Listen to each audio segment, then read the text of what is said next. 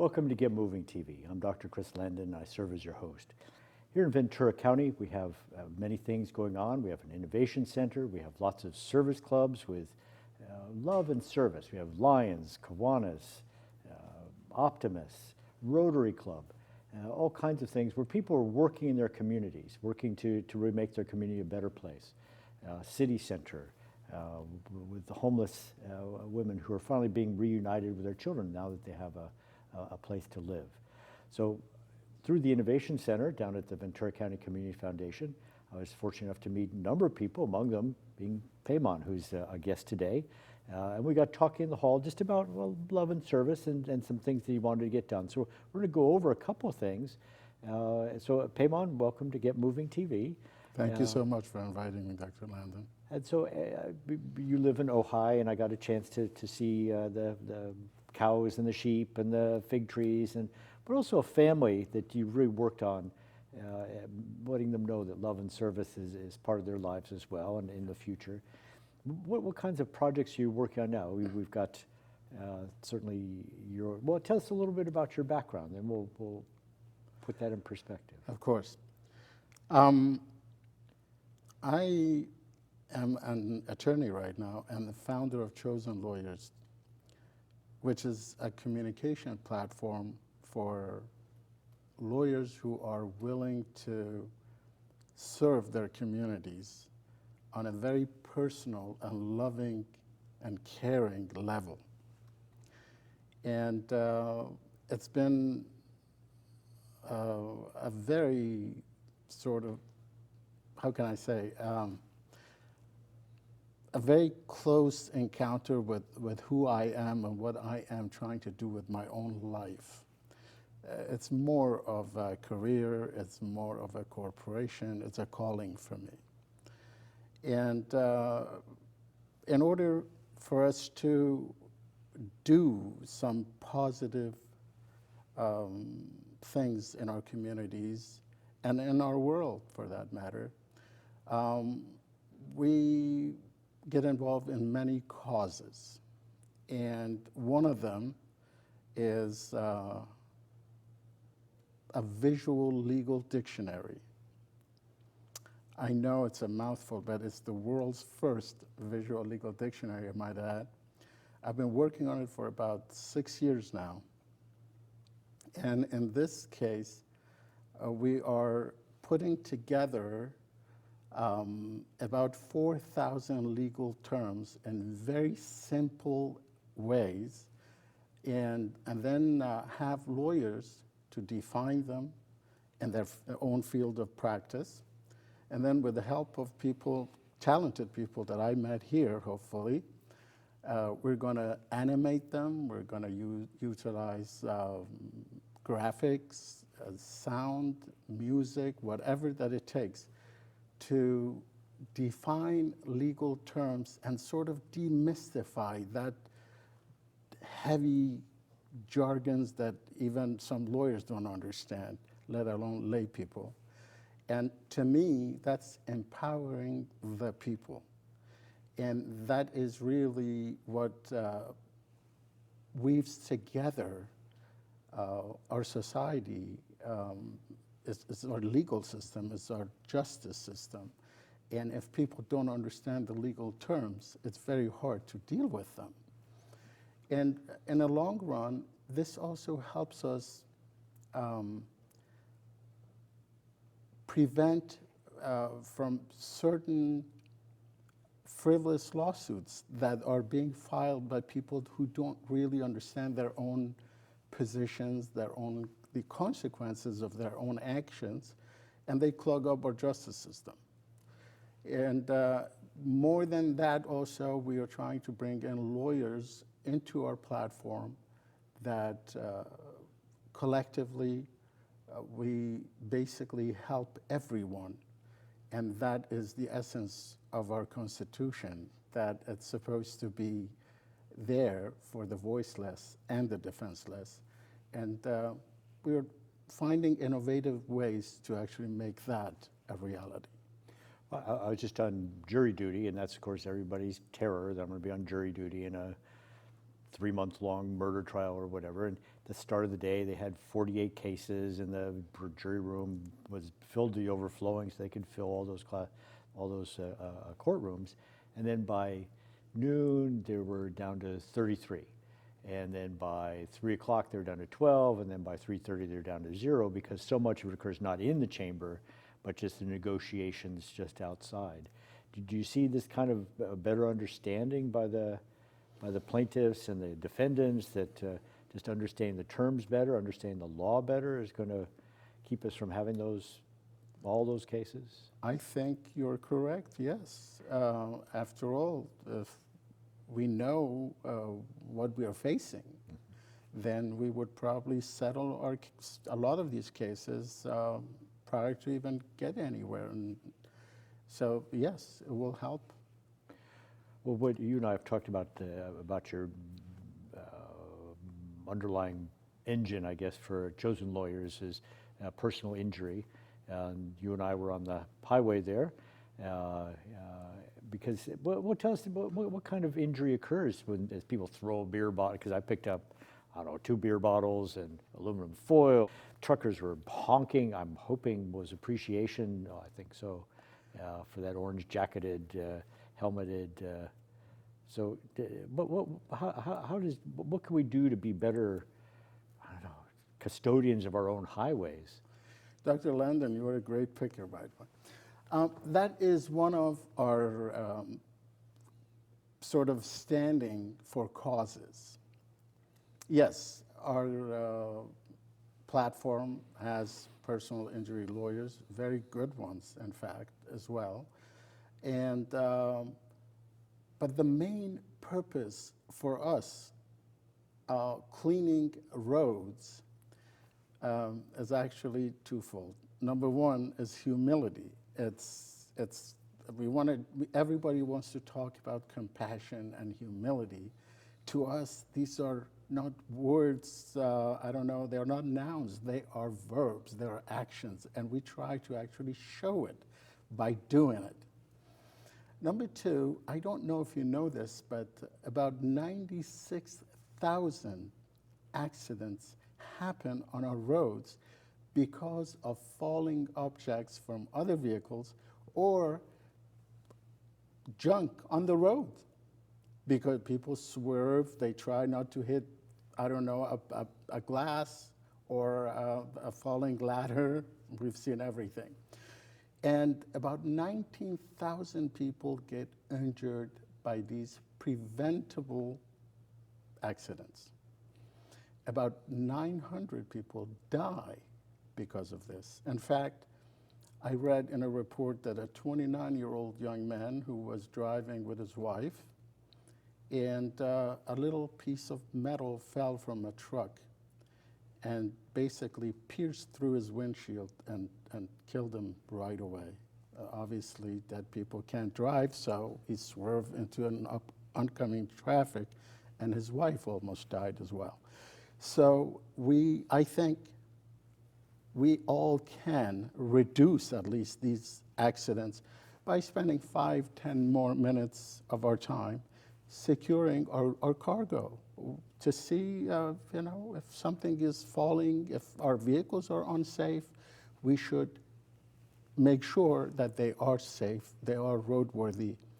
And we should do it because it's the law. We could be criminally liable as well as civilly liable if we do that, because our negligence causes injury to others. Our laws hold us liable. And as lawyers, we are trying to raise awareness to help people, those who just rush onto our roads, that these roads are our arteries. And as a doctor, you know what happens to people with clogged arteries. And that's one of the other causes that we are trying to make a change in this world. So you're doing this under Caltrans, I guess? Yes, yes. The good people of Caltrans have basically giving us the opportunity to have our signs, because we don't do traditional advertising. Our awareness are the signs online or word of mouth from people we help every day in all fields of law, by the way. And they are giving us this opportunity, and we are hoping that some good people like yourself give us a hand from time to time. We are looking for volunteers, by the way. If people want to come and help us, they can always contact me personally. And we go and clean our roads proudly. So how many of these sites do you have? What's the commitment? The commitment is, well, it's a contractual commitment that you have to sign with Caltrans. I believe it's for 5 years, and you've got to clean certain allocated or designated areas twice per month. So that's basically it. But our main purpose really is to create that awareness, to clean up and create that awareness, because we all can make a difference if we want to. Well, let me circle back to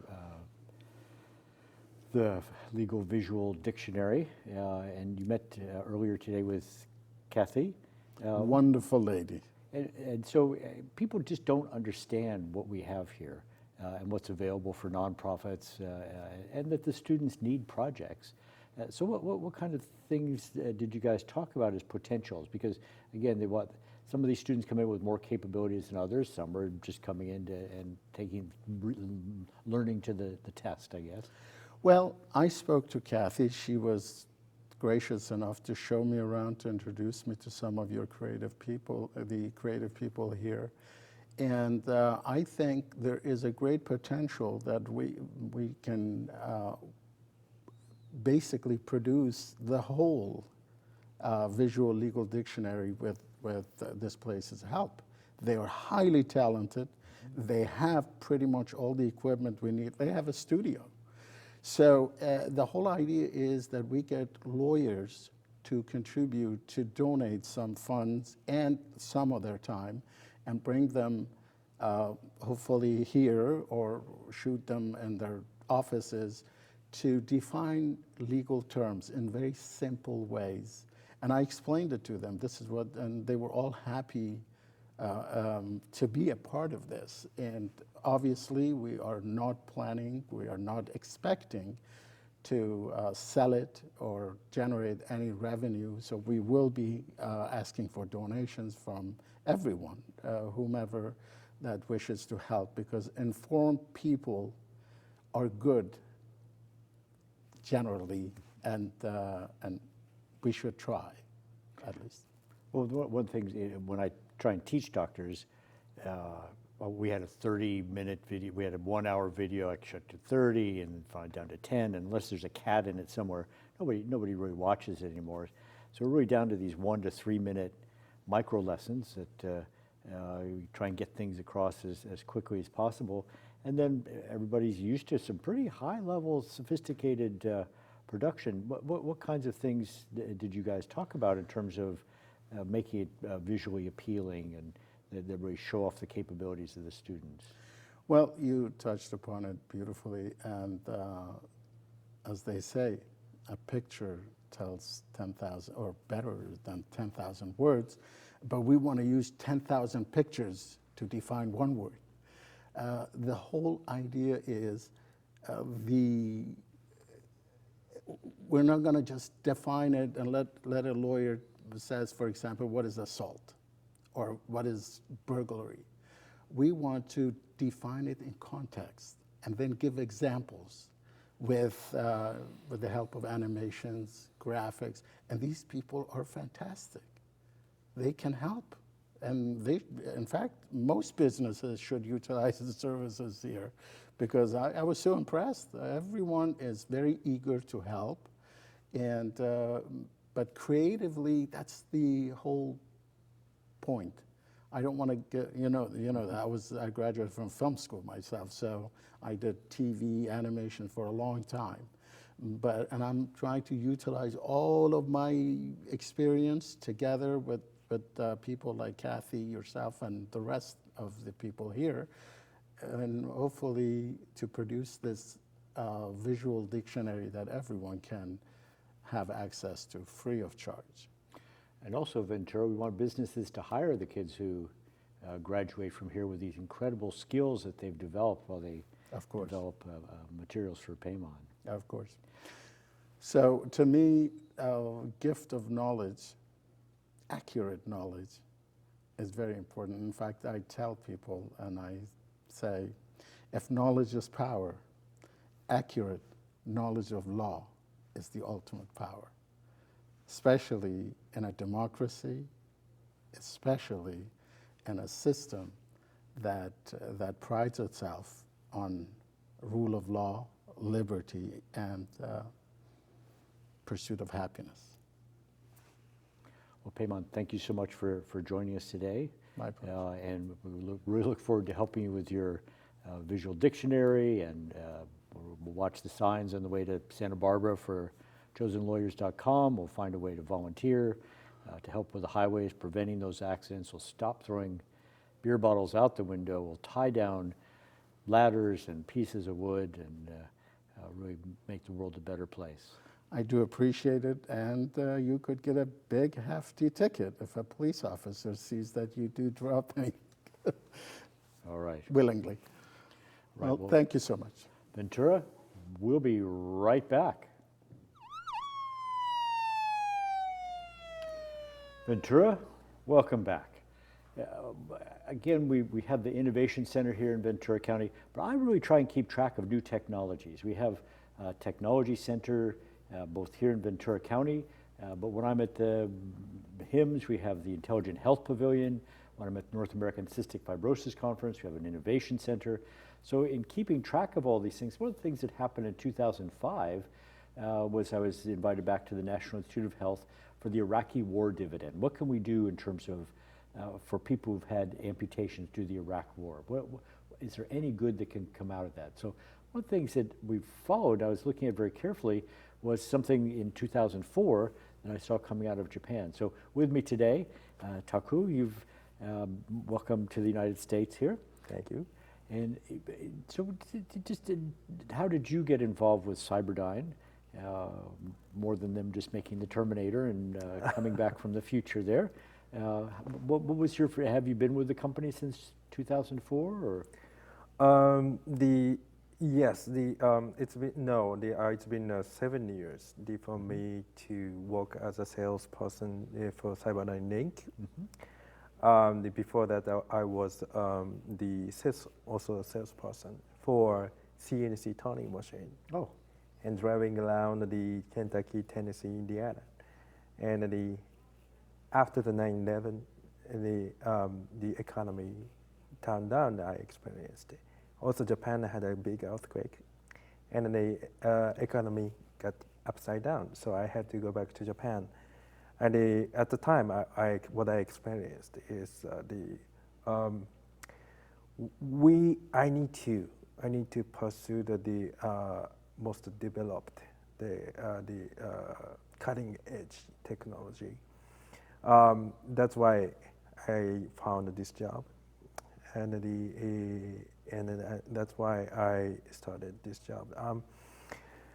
And what is great about this device is to help the patients, neurologically handicapped the patients, to move again. That is why. That is very motivates me. And I think that motivates your founder too. Is the population in Japan is getting more elderly. There's more neurologic dysfunction there. In the United States, we don't have all the indications that you do in Japan. But what's been approved by the FDA in terms of the device that you have with you today? What FDA approves so far for marketing clearance? Basically this is approved as the device to help spinal cord injury patients to do the gait training inside the medical institutions under the supervision of the medical professionals, like the physiatrist or the physical therapist. Yes. Is it? I see you have what looks to be an awfully fancy Apple wristwatch there. Are you hooked up to the device now? Yes, not right now, No, I understand. physically not Yes, connected. yes, yes. Yet yes, I can show you how to move. Yes. So how does it work? Does people have to have an operation and have sensors embedded in their muscles, or how does this work? First of all, this device is very unique. It's not invasive. It's very safety. We just use electromyography electrode and put on the surface of the skin on the lower limb and get the signal. When patients try to move, the brain sends a signal, very faint one, to the muscles to contract. When it's trying to move, it's firing over the skin. Then we catch those very faint signal and they amplify it to change the motor torque. Let's say in a simpler way, smaller intention to bigger motor, the torque, the bigger voluntary movement for the patients, let's say. I just, when I was a kid, there was Robert Heinlein as a science fiction author, and there's a character, I think it was called Wally, and he was had neuromuscular dysfunction. He was incredibly wealthy, so he'd launched himself into outer space, and even with the small movements, he could magnify them. So he had giant hands that were the size of this building, so he could fight off spaceships or whatever. So to see this now, whatever that would be, 60 years later, that the future does occur. Is anyone using it now in the United States? Yes, it is. If there is, we have the business partner, the clinical partner. It's in Jacksonville, Florida, Brooks Rehabilitation Center. They clinically use this device for spinal cord injury patients every day. And so these are residents of Florida, or is this with the Veterans Administration? It's basically for wide open for everybody in the United States. Even from they sometimes accept these patients internationally too. So locally, because this is, I guess, relatively new to the United States in terms of putting it into a rehabilitation center, how do you go about seeing more of these devices in rehabilitation? I know you've come to me. It's just, I see the neuromuscular disease patients, but that's a use that will be a little further out. We have a spinal cord injury patient, Eddie Tudurian, and in his rehabilitation after a horrendous body surfing accident, he's a professional drummer, and essentially he was paralyzed from the neck down, and his neurosurgeon said, you're never going to play the drums again. And now he was just in my house playing the drums with studio musicians at a party we had. And some of that is the will up here. So just not having that feeling of hopelessness that I'm never going to return any function. Well, my biggest dilemma as a salesperson is definitely device lag. And let's say we have technology, and we are knowing our technology can be possibly be widely accepted for the various kind of symptoms and diseases patients. For example, in Japan, this device is nationally accepted as a medical device for neuromuscular disease patients, such as muscular dystrophy patients, the myopathy patients, to prevent their function to going down. And also covered with the national insurance. That is a very big point. I would like to knock on the door of the medical doctors in the United States to accept to enlarge the possibility of this device as much as possible. Is there anything that you can demonstrate to us now? Sure. So usually I put the electrode on the lower limb of the patients, but today I put the electrode onto my arms just to show how it's going to move. So let's say this is cyborg type robot, we say. Oh, this is a cyborg type robot. And so which means human is the center. According to your signal, this device is moved. This device is not going to move your leg. You move this device. Let's see.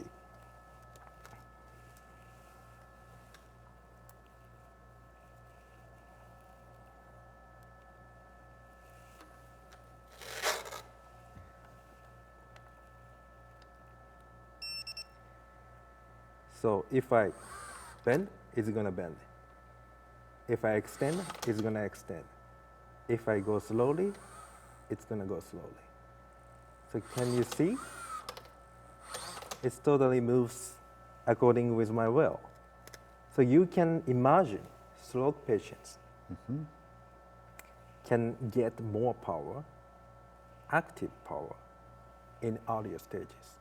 Yes. So during the rehabilitation, they're able to power up. But that is just not, it's not yet approved by FDA. Yes. But there's a possibility, and so many doctors working on to examine that possibilities. And we are doing the big clinical study for that. It's totally signal activating. So if I send a signal, it goes like this. And we have, based on the frequency analysis, we can catch the very faint signal, which means very severely disabled people. We can help, possibly. Well, very good. Thank you so much. So Ventura County, we need to get this device here for our disabled individuals and habilitate them.